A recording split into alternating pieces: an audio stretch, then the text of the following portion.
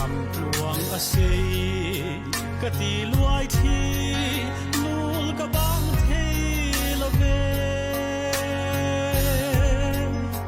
isul itu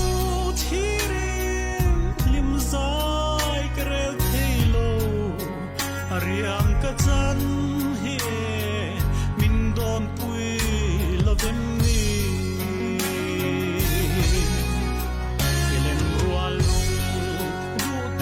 chapin an au roi che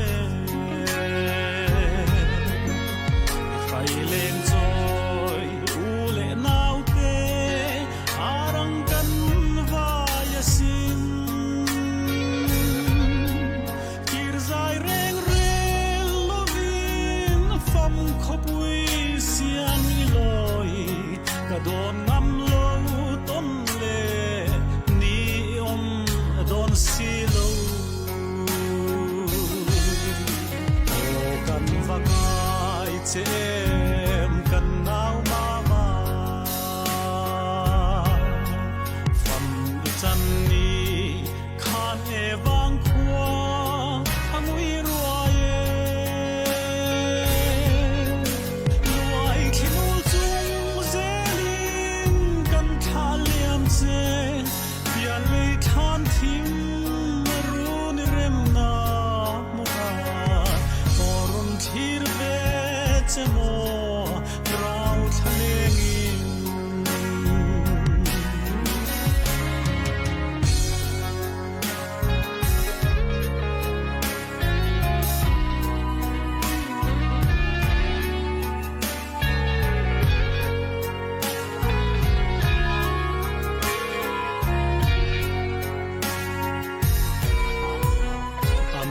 zalen thing a truan zai